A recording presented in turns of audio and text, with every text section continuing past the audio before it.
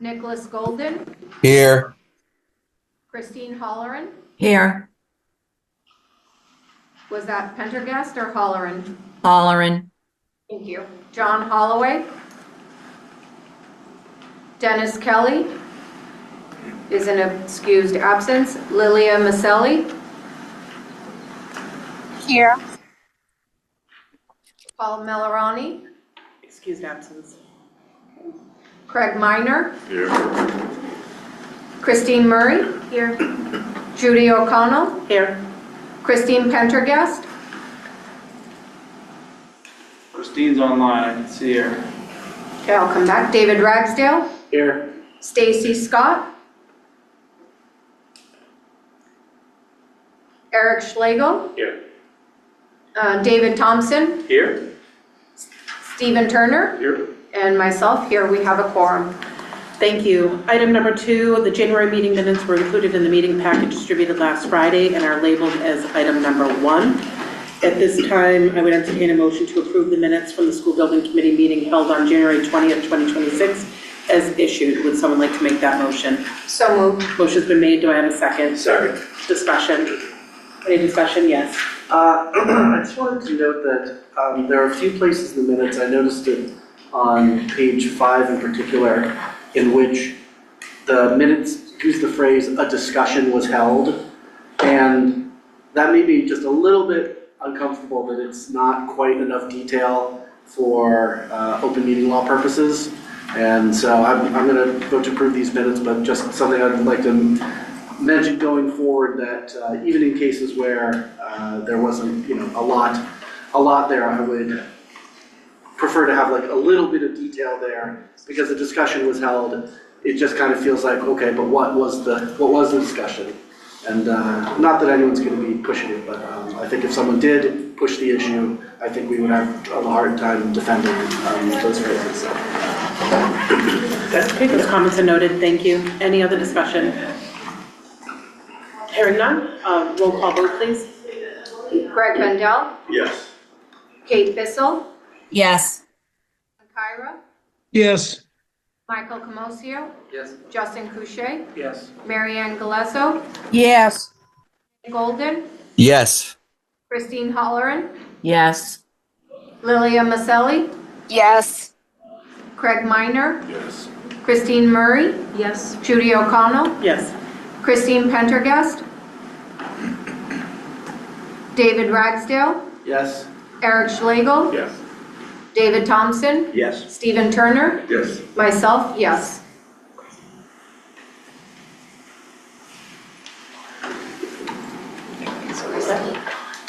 Christine's on, but She hasn't. Doesn't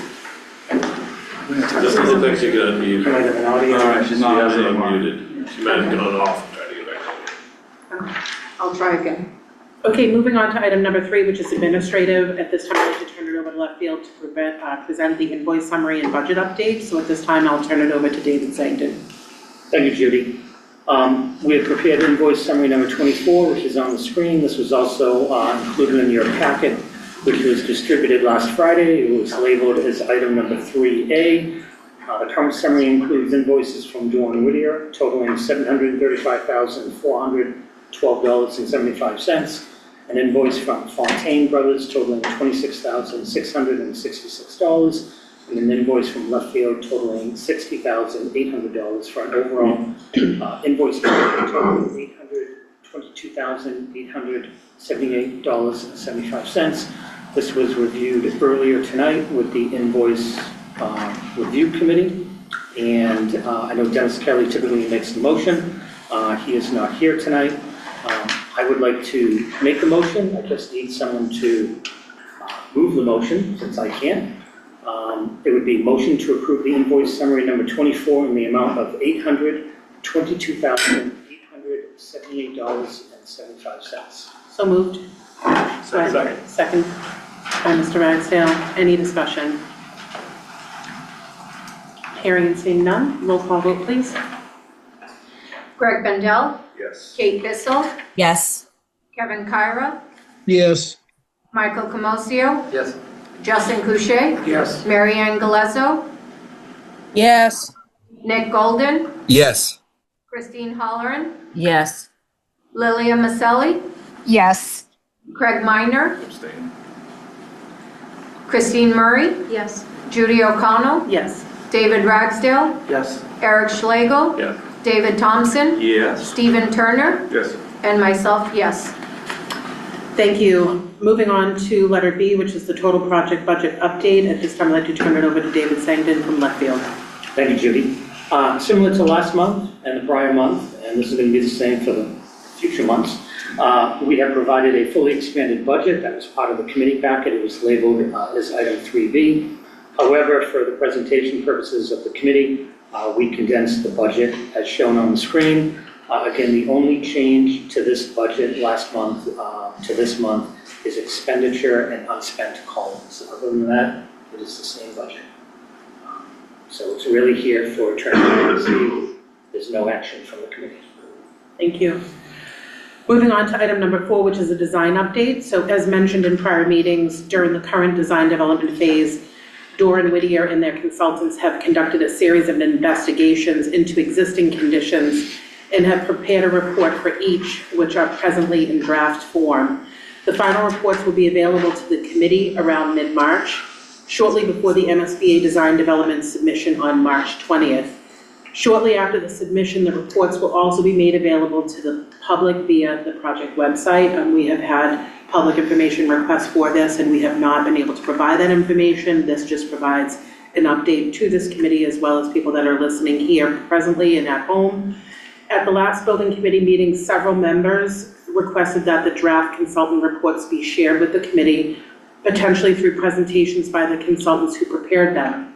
After coordination with Left Field and Doran Whittier, it was collectively recommended that Left Field and Doran Whittier prepare and present executive summaries of the reports in lieu of individual consultant presentations.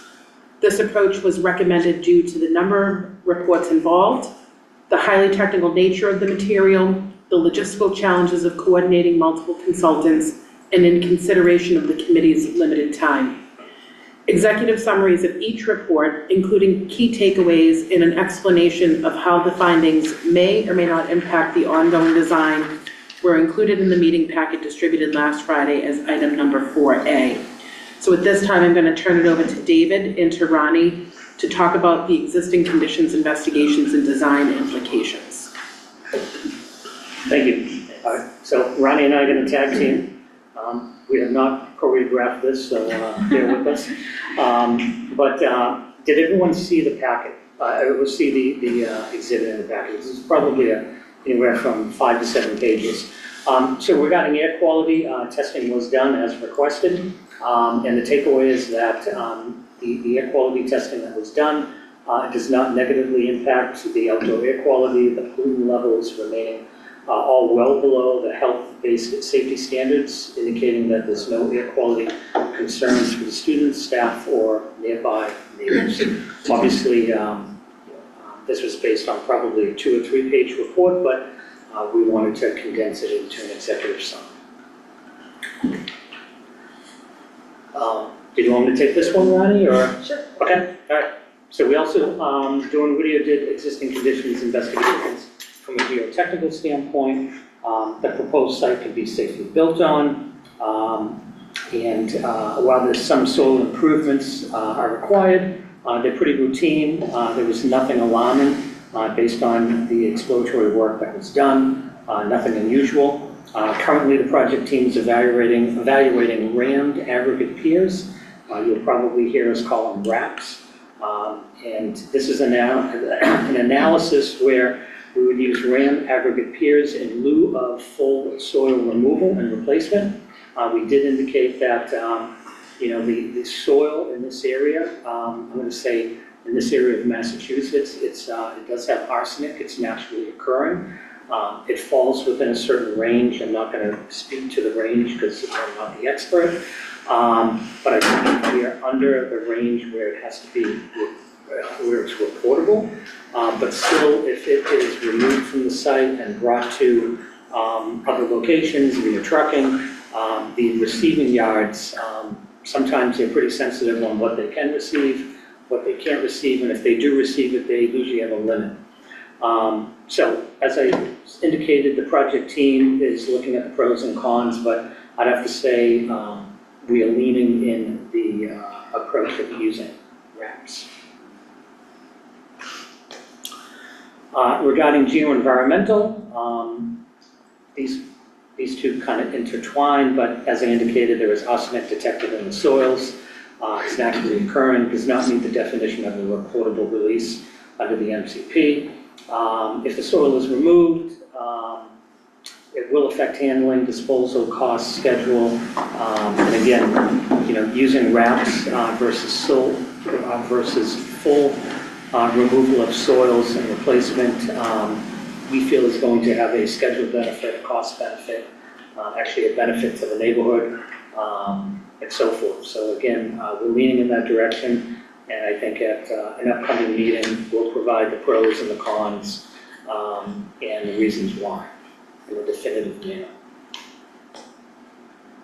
Regarding the wetland resource area, the site contains one regulated wetland area, requires a 100-foot buffer zone.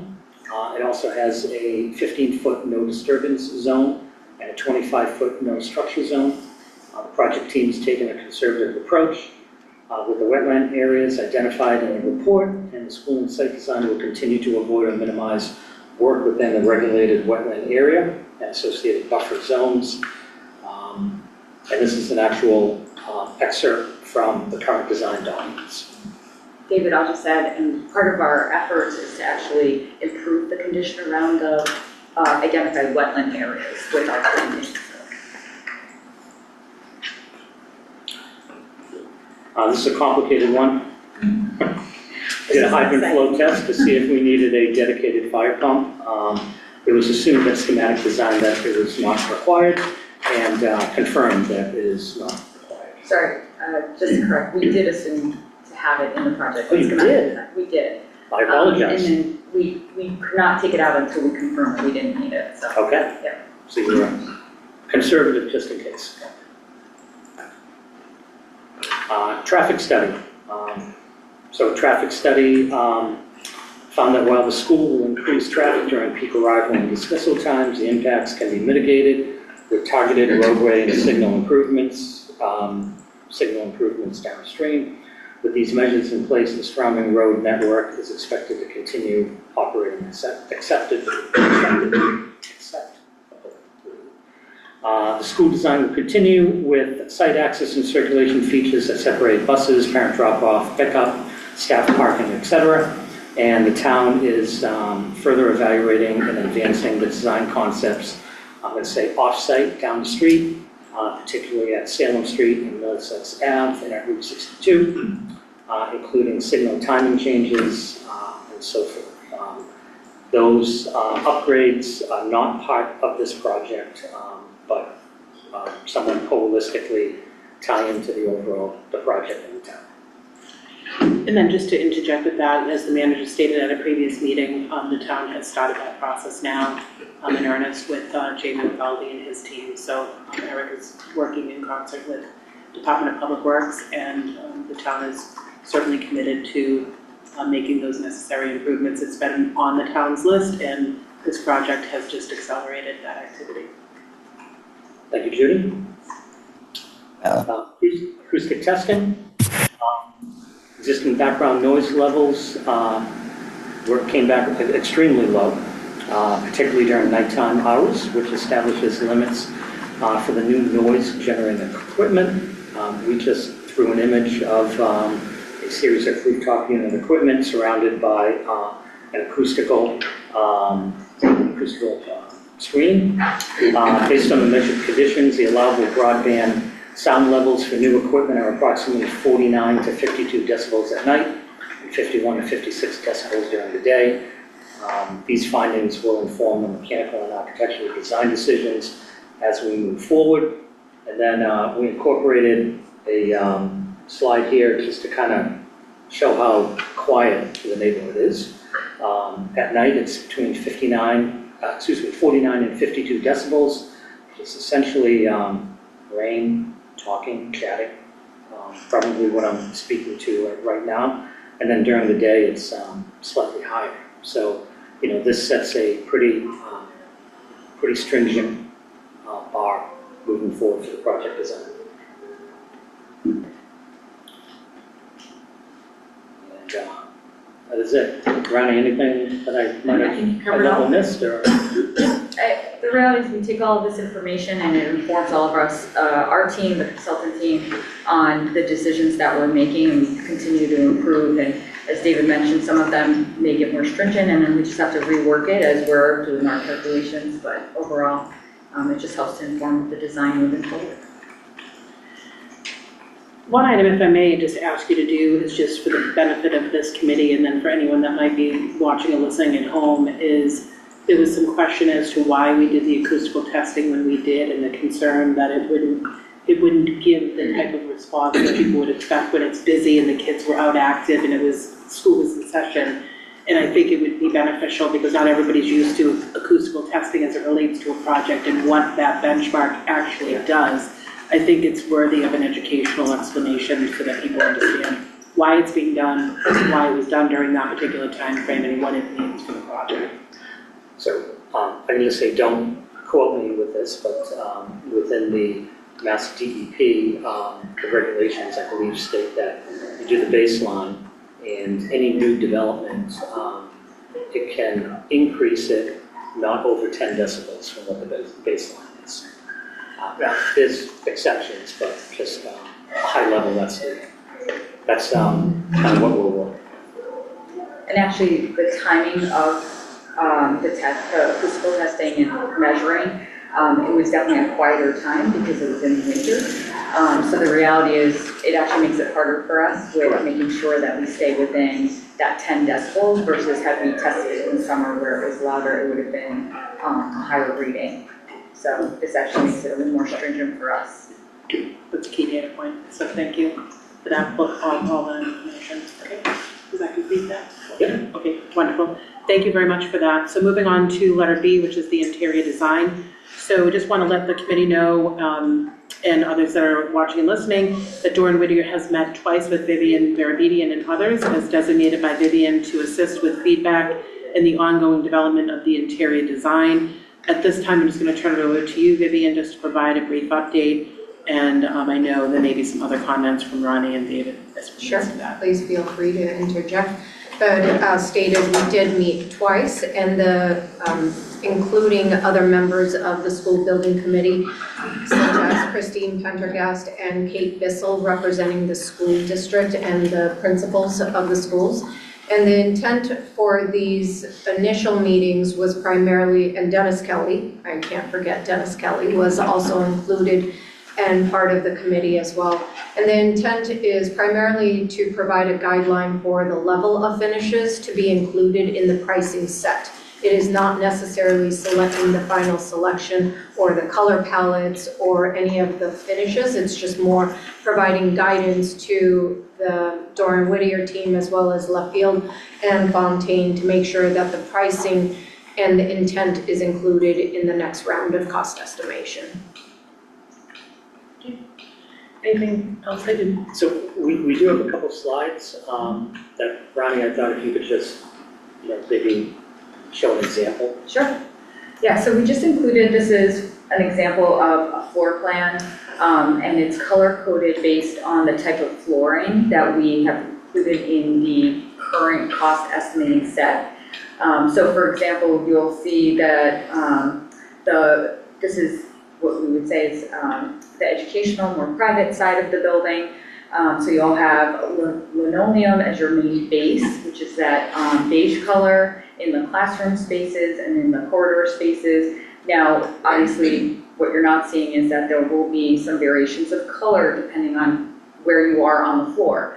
And then at the bottom half of the screen, you'll see that blue color, that's terrazzo, because this is the first floor.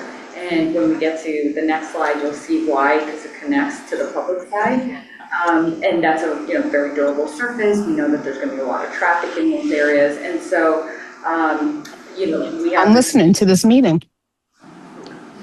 You have the terrazzo on the main cafeteria space, and that actually follows into the corridor around the gymnasium where you would have the wood flooring, and then it had connected to the other side where it still is part of the public zone.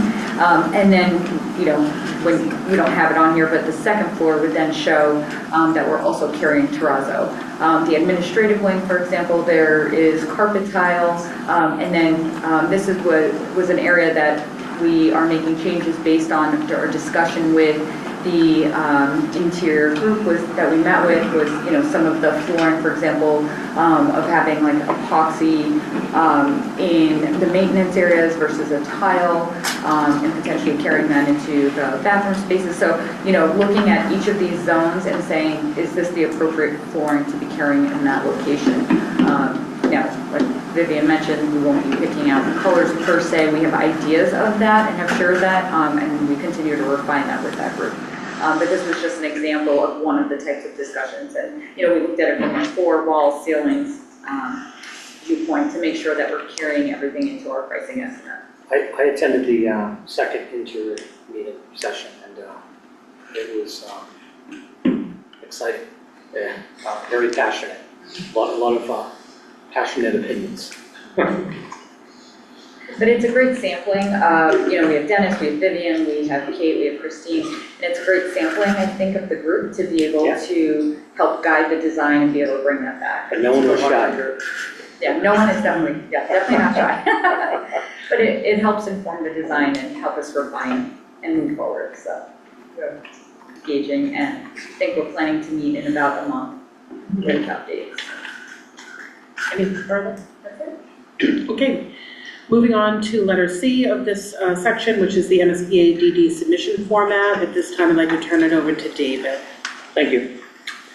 So on or around March 20th, essentially next month, the project team on behalf of the district will submit the design development package, commonly referred to, you'll hear us call it the DD submittal, to the MSBA for their review. As with all MSBA submissions, it's a critical milestone as the overall project and construction schedule is built around submitting this package as well as the other packages that are going to follow.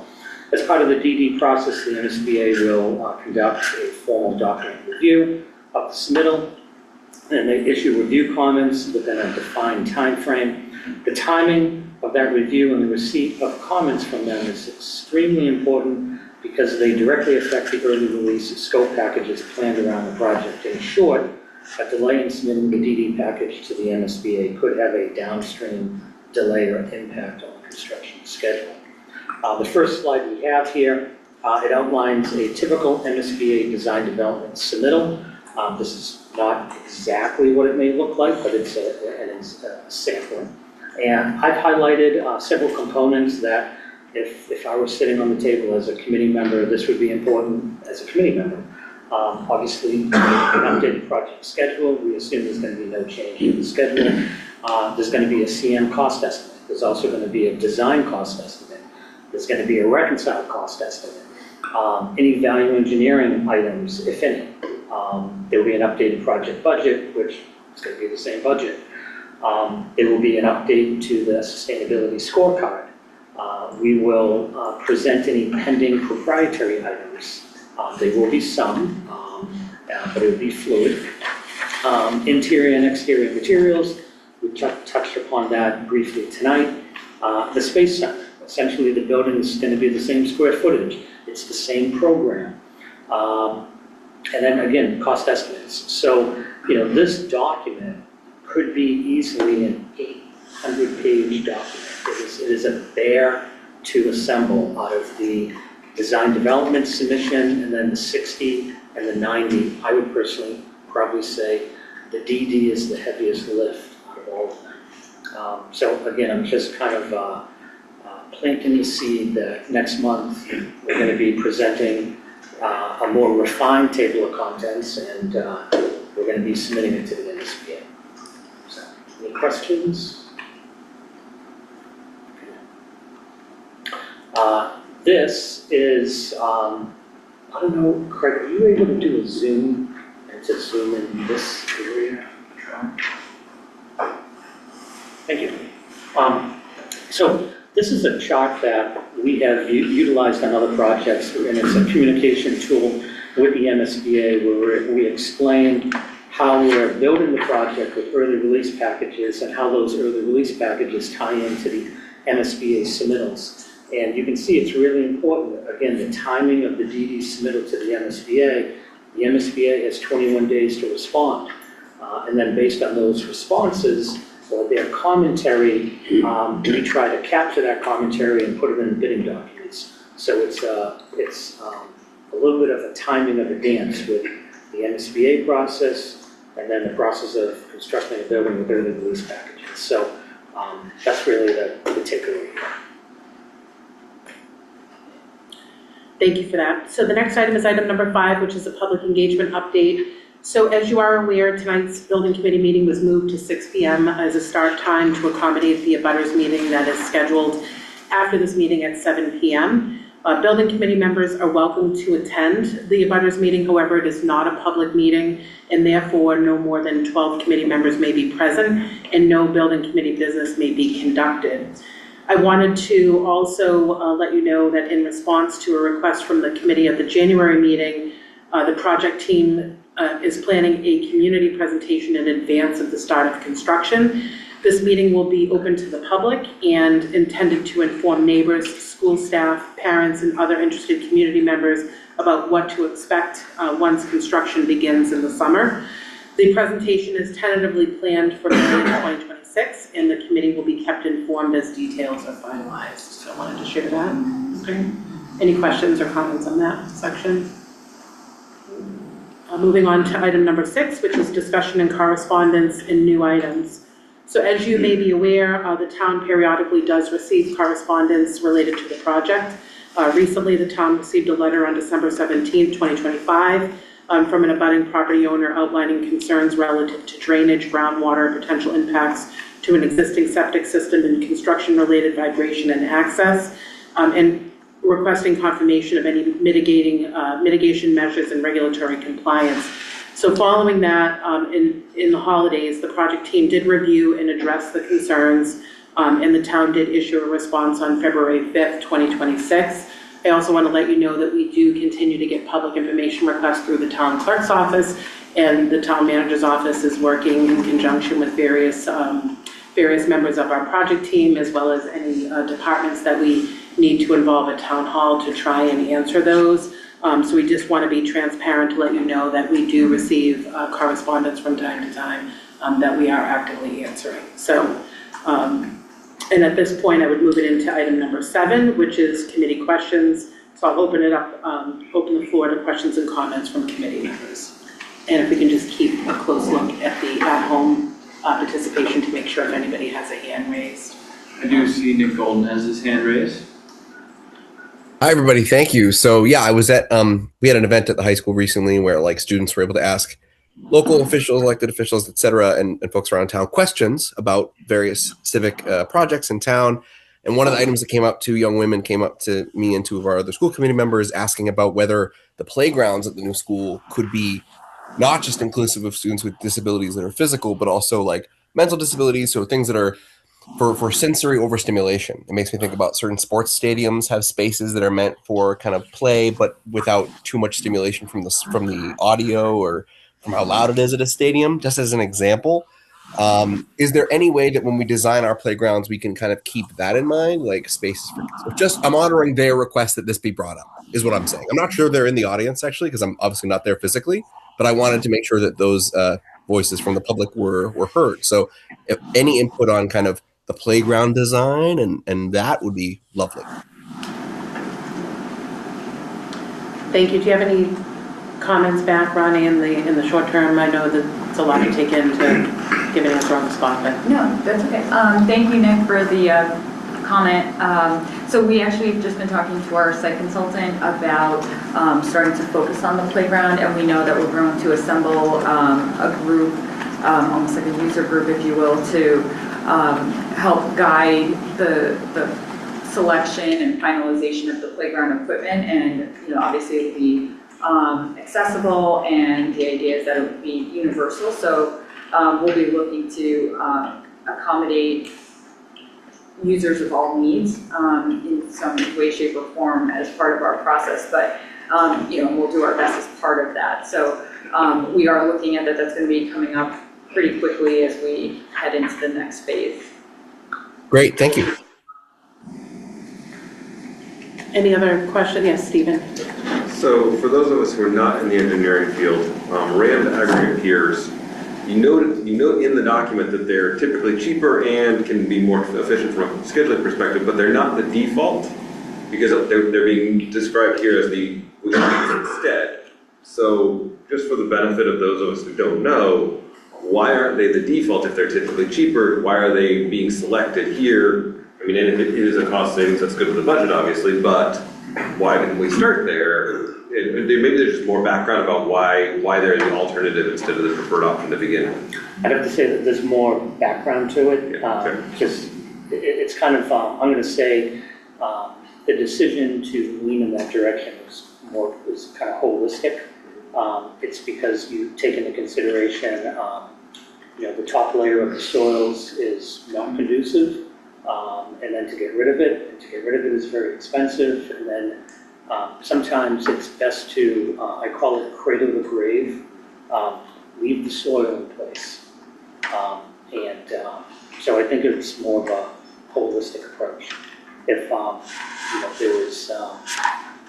if you had a perfect site with perfect geotechnical and geoenvironmental conditions, you would not be using rammed aggregate piers. But the odds of having a site like that doesn't happen any time. I mean, I don't know, Chad, if you want to add anything, or? No, I think and Ronnie and Lee, you can jump in here, but I think from a design perspective, getting to that point of determining if we can utilize wraps or rammed aggregate piers we've now gotten to that point where we've done some more soil testing, we've done some more floorings. So we're currently evaluating that option that David was talking about. You have option 1 or option 2 or A and B, no certain particular order, but just 2 options recommended from the geotech, either a full export or the rammed aggregate piers. And if I could add, I don't feel it's not the entire foundation system. It's probably going to be in certain areas. And also dewatering comes into play. So it's many facets are looked at. A lot of it comes down just to the specifics of the soils that we have here. And so, as David mentioned, it might be a hybrid system where we are removing and replacing. A lot of the impact we've talked about is cost and where the soils go off-site to. And a lot of it also has to do with timing, truckloads going through neighborhoods, which we're trying to reduce. So we're taking all those things into consideration, and certainly cost. So we're putting all those on the table to find out what's the most effective way for us to get to a suitable condition to start building our foundation. So based on the stuff that we're seeing right now, it does look kind of maybe like a hybrid, and we're kind of getting to the money part right now, going through the DD estimate, saying, does this make sense financially? Thank you very much for the details. Any other committee questions? Yeah, Judy, I have a question. Yes. Just to follow up to Mr. Golden. The Sons of Italy in Wilmington built the playgrounds at the North Intermediate and the Woburn Street for quite a bit of money. And so I'm wondering what happens to those playgrounds.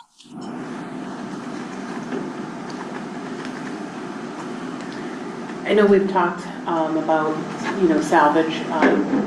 And that's the term that's used, and it sounds like not to say that they're not in great shape or adequate condition. Can you describe what the intention would be regarding those items, and then obviously the playground structures? Has that been discussed? Well, I know one important thing I can take a first stab at this is we know how important it is. There is a playground now at North Intermediate, and we're having discussions about, where potentially we could relocate that, or we could get a temporary playground. We know there's a lot of activities going to be going at the school for a couple of years. CARES program also during the school year as well. So that's an activity that's important. We have to look at the cost effectiveness of basically dismantling that existing playground and then being able to move it over to a new spot, make sure it's ADA accessible and all of those things, and evaluate that cost. So this is part of the exercise that we're in right now with the estimate. Yeah, I mean, Yeah, I believe those costs were about $50,000 for each playground. So I don't want it to be just, it doesn't seem right just to do away with it. I mean, kids need playgrounds, right?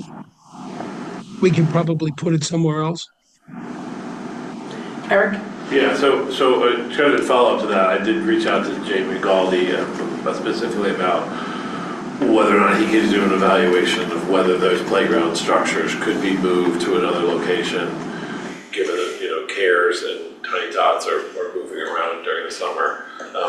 So he's going to take a look and see whether or not, so his concern is that they may not be able to be moved without being damaged to the point that they're no longer functional. And so that's the evaluation he has to make, and make sure that we can't install it if it's not currently up to code. So if we take it out and it's not up to code, we can't put it back in somewhere.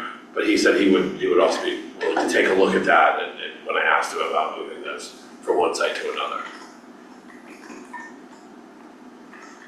So Kevin, take that as an action item to follow up with Jamie, which, as Eric indicated, he's already started that process, and we can get a better answer. Okay, thank you. Thank you. Anyone else? Just assuming, Kevin, part of your question is if we determine that it's not feasible to move those, we'd be looking for, since there were donated materials before, looking to be either to return them or some other type of town salvage piece. I think that's part of the question. Is that correct, Kevin? I'm sorry, say that again. Sorry, is part of your question looking to see, since that playground equipment was donated, what would be its future use if we found out it wasn't feasible for us to relocate it? Since that was a donated item? Well, it was a donated item, right? Substantial from an organization to the school, and I'm sure that they want to know what's going to happen to the playground. Both of them, as a matter of fact. Maybe the Woburn Street will stay there because we don't know how that's going to, come to play. Hopefully, the Woburn Street will be a set of fields with playground already there and the gym, but that's yet to be determined, right? But I think we need to know what's going on with that. Yeah. We will work on that. Vivian, did you have a question or comment? If I may, what is the age or how long ago was the equipment donated? Does anybody? Do you know, Kevin, approximately how long? I don't know, Judy, but I do know that it was updated at one point. I don't know the age of the equipment. Okay. I'm sure that Jamie absolutely knows because he keeps, very close tabs on the playgrounds and ends up needing to, certify them for insurance reasons with the town. So I'm sure we can, with tomorrow's business day at hand, we can get a lot of information taken care of this week on that.